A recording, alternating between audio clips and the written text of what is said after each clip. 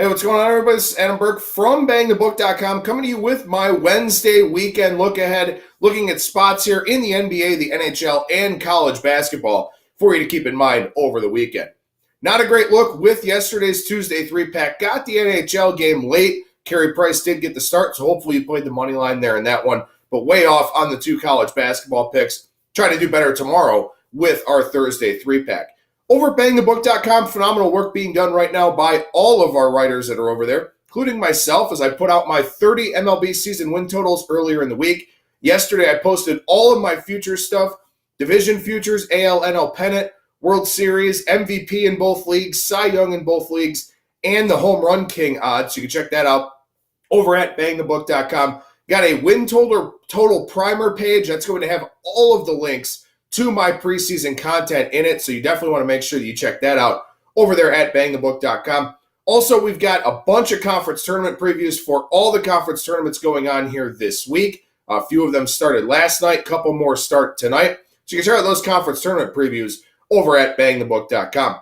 As you know, Kyle Hunter doing his daily college basketball picks piece for us. Parker Michaels still hammering away at the NHL. Daily NBA and college basketball content from most of the writers that we have over there, also covering soccer, tennis, UFC. Got a couple of NASCAR previews up for you this morning. Also the golf event here this weekend. So lots of stuff going on at BangTheBook.com. Lots of great stuff going on Bang the Book Radio as well. Today I'll chat with Kyle Hunter about 5 conference tournaments and also Wes Reynolds about his conference tournament betting strategies and this week's Arnold Palmer Invitational. And of course, you can find those segments right here on our YouTube page. You can also find them on Spreaker, Stitcher, iTunes, iHeartRadio, Spotify, you name it. You're going to find Bang the Book Radio there.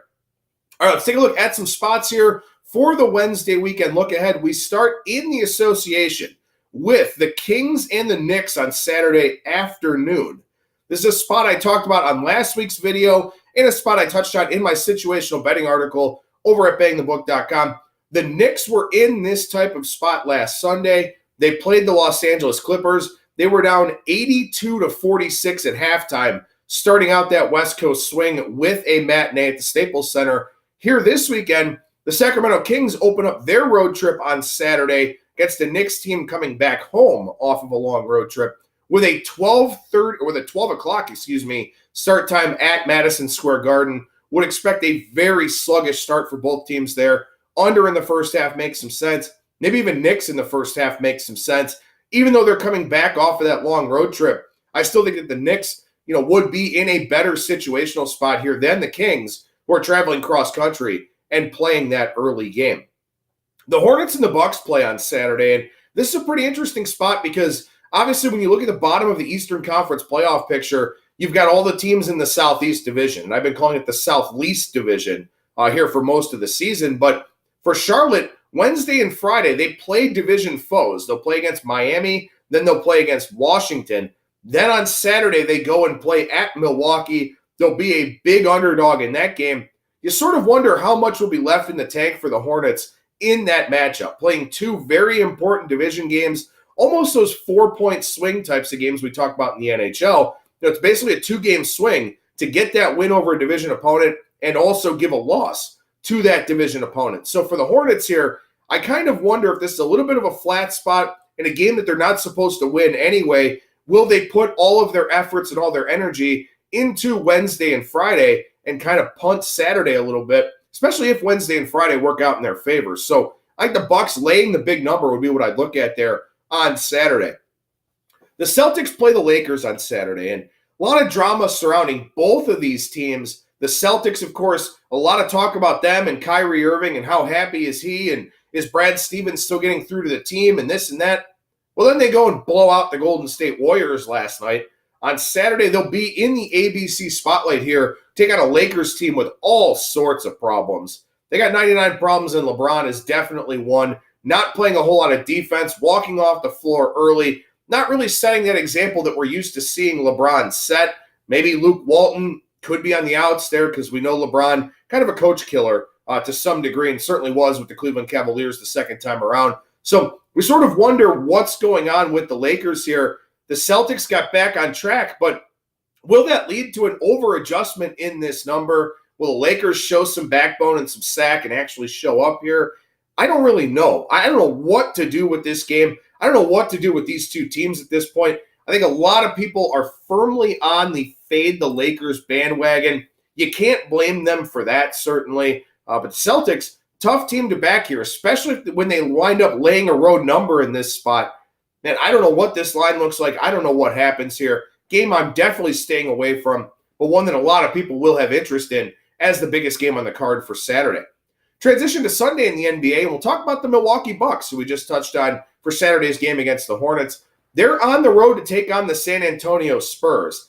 This could be one of those load management games that the Raptors have done with Kawhi Leonard and sit him down. I would not be surprised if the Bucks sit Giannis, if they sit somebody like Bledsoe or Brogdon, just to give those guys a blow. Back-to-back with travel, third game in 4 nights, game that doesn't mean as much going outside the conference here. Kind of wonder if the Bucks sort of punt this game a little bit. I'd look to take the Spurs as early as you can. Again, it is a back-to-back. May not get an overnight line here for this one, but I look to take the Spurs as early as possible, thinking that maybe Milwaukee sits some of their guys in Sunday's game.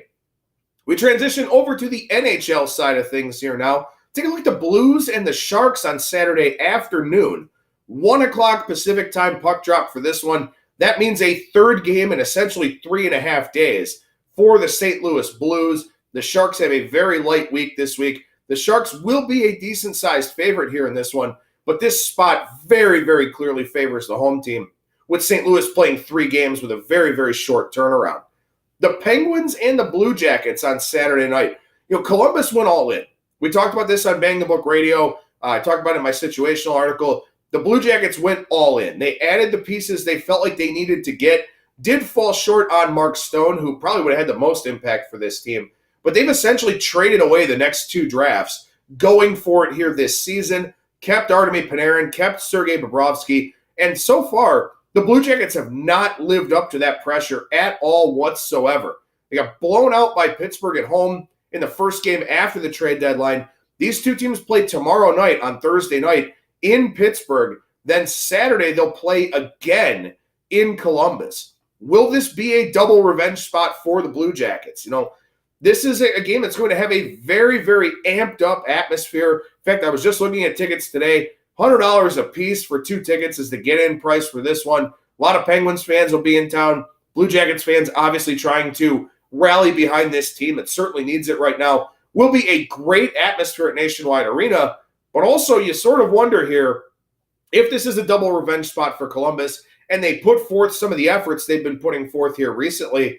What does that mean going forward for this team? How much more pressure does it add? Maybe Saturday isn't the time to back either one of these teams, but I think we'll find out a lot about Columbus in that spot on Saturday as we look ahead to their continued playoff push. Saturday night, the Vegas Golden Knights take on the Vancouver Canucks here. This is the day before Vegas gets a rematch with Calgary. Vegas and Calgary play tonight in Sin City. Those two teams would be on a crash course in the playoffs if Vegas can get past San Jose in the first round. Is this a look-ahead spot for the Golden Knights here against a Vancouver team that's not really in the playoff hunt too much, but if they got really hot, could put themselves in the wild card discussion. So Vancouver still with a lot to play for. Columbus in a tough spot here up in British Columbia on Saturday night. Finally, one more game in the NHL to touch on real quickly. The Bruins and the Penguins on Sunday. You've got the Penguins ending a tough week here, playing Columbus a couple times. Had some tough games earlier in the week as well. You got the Bruins starting a tough week. Now, they played very, very well here over the last several weeks. Played very well against Tampa Bay, very well against Carolina.